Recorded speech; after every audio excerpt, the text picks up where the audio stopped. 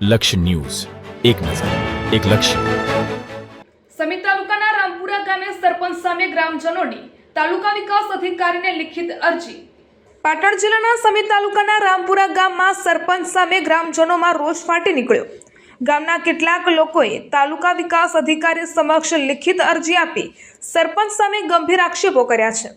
બાંધકામ માટે જરૂરી રજા ચિઠ્ઠી ન આપવાનો અને ચૂંટણીની અદાવત રાખી કામ ન કરવાની ધમકી આપવાનો આરોપ કરવામાં આવ્યો છે.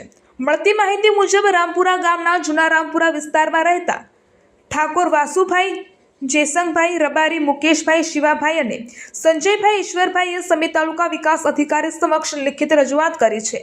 અરજદારોના જણાવ્યા મુજબ ગામમાં બાંધકામ માટે જરૂરી રજા ચિઠ્ઠી મેળવવા માટે સરપંચ પાસે અનેક વખત રજૂઆતો કરવા છતાં સહી કરવામાં આવેલ નથી અને ઇરાદાપૂર્વક કામમાં વિલંબ કરાવવામાં આવી રહ્યો છે. અરજીમાં આક્ષેપ કરવામાં આવ્યો છે કે સરપંચે અરજદારોને કહ્યું હતું કે તમે લોકોએ મને ચૂંટણીમાં મત આપ્યો નથી એટલે તમારું કામ નહીં થાય. સાથે જ જ્યાં અરજી કરવી હોય ત્યાં કરી લો, હું સહી નહીં કરું એવું ધમકી આપવામાં આવી હોવાનું પણ અરજીમાં ઉલ્લેખ કરવામાં આવ્યો છે. અરજદારોના જણાવ્યા મુજબ સરપંચ ચૂંટણીની અદાવત રાખી માત્ર પોતાના સમર્થકોના જ કામ થશે અને અન્ય લોકોના કામ નહીં થાય એવી પણ વાત કહી હોવાનું કહેવામાં આવ્યું છે, જેના કારણે ગામમાં અસંતોષનો માહોલ સર્જાયો હોવાની રજૂઆત પણ કરવામાં આવી છે. ગામના અરજદારોના કહેવા મુજબ સરકારી યોજનાઓ અને વિવિધ કામો માટે લોકો સરપંચના સહકાર પર આધાર રાખતા હોય છે, પરંતુ વ્યક્તિગત અદાવત રાખીને સામાન્ય નાગરિકોના કામમાં અવરોધ ઊભો કરવામાં આવી રહ્યો છે, જેના કારણે બાંધકામ જેવી જરૂરી કામગીરી અટવાઈ રહી છે. હાલ અરજદારો દ્વારા સમગ્ર મામલે નિષ્પક્ષ તપાસ કરી યોગ્ય કાર્યવાહી કરવાની માંગ કરવામાં આવી રહી છે. હવે સમી તાલુકા વિકાસ અધિકારી આ અરજીના આધારે શું પગલાં લેશે તે જોવાનું રહ્યું. રિપોર્ટર પંકજ સાધુ, પાટણ. નામ રબારી મુકેશભાઈ શિવાભાઈ, ગામ રામપુરા, તાલુકો સમી, જાગૃત નાગરિક તરીકે મારામાં ખાલી 1-2 જણાના ફોન આવ્યા કે સરપંચ બહુ હેણગતિ કરે છે અને બાંધકામ રજા ચિઠ્ઠીમાં સહી કરતા નહીં. તો મેં એને જવાબ આપ્યો, મેં કીધું કાલે તમે 10 વાગે પંચાયત આવો, આપણે જે હોય એનો નિર્ણય લેશું. તો 4-5 જણા આવ્યા અને સરપંચ આવ્યા. 1 મિનિટ ટેબલ ઉપર બેસીને તરત રવાના થઈ ગયા. પણ નીકળ્યા પછી મેં તલાટીબેનના ફોનમાંથી ફોન કર્યો કે સરપંચ તમે ક્યાં છો, જ્યાં હોય ત્યાંથી આવો અને અમારે આ બાંધકામ રજા ચિઠ્ઠીમાં સહી જોવે. તો મને સરપંચે એવો જવાબ આપ્યો કે મને સરકાર કોઈ પગાર આપતી નથી અને મને મજા આવે અને હું સહી કરીશ, બાકી તમારે જે તે મીડિયામાં કરવું હોય તમને છૂટી.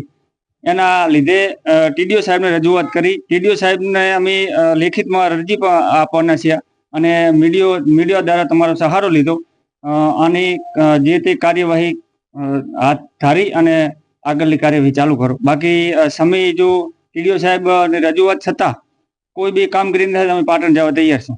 બસ. પાટણ જિલ્લાના સમી તાલુકાના રામપુરા ગામનો હું વતની ઠાકોર વાસુભાઈ, જેસંગભાઈ. હું ગામ પંચાયતમાં જયેલ ત્યારે પંડિત દીનદયાળ યોજનાની ફોર્મ ઓનલાઈન કરવાના ચાલુ છે. ત્યારે સરપંચ પાસે બાંધકામની રજા ચિઠ્ઠીની સહી મેં માગી ત્યારે મને અપશબ્દ બોલ્યો કે તારાથી થાય તોડી લેજે અને જ્યાં અરજી કરવી ત્યાં કરજે, મારે સહી કરવાની નથી, મને જેને મત આપ્યા છે એને સહી કરવાની છે અને મને ક્યાં સરકાર પગાર આલે છે તો હું સહી કરી આપું અને તારે જે થાય તોડી લેજે અને મને ધમકી આપી છે કે જ્યાં જાવું છે જઈ તરે અને સહી કરી આપવાની નથી અને આવી દાબ ધમકી અને ગાર બોલ્યો મને. સરપંચ છે ચૌધરી બાબુભાઈ નરસિંહભાઈ, એ મને ના પાડે છે કે તને રજા ચિઠ્ઠીની બાંધકામની સહી કરી આપવાની નથી અને તારાથી થાય તોડી લેજે અને જ્યાં જાવું એ જ્યાં અરજી કરવી એ કરી લેજે, તને સહી કરી દેવાની નથી. દાદાગીરી કરી અને મને બીવરાયો. પછી હું બારે નીકળી ગયો અને મારું ફોર્મ નાખી દીધું પાછું ભૂંય. પછી ફોર્મ મેં હાથે લઈ અને મારી થેલીમાં મૂકેલું.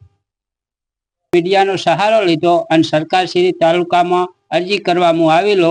તાલુકા અધિકારી વિકાસ સાહેબે એ અરજી મેં આપી સાહેબને કે સાહેબ મારી આવી પરિસ્થિતિ છે, હું ગરીબ માણસ છું અને સરપંચ ખૂબ અમને દુઃખી કરે છે અને ગાર બોલે છે જીતી અને મારી નાખવાની ધમકી આપે છે.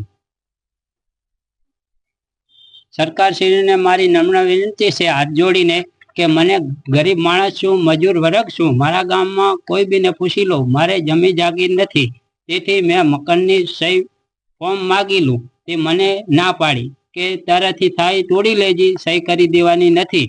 અને હું મારા ગામના ગમે વતનીને પૂછી લો, મારે ખેતી છે નહીં જમીન.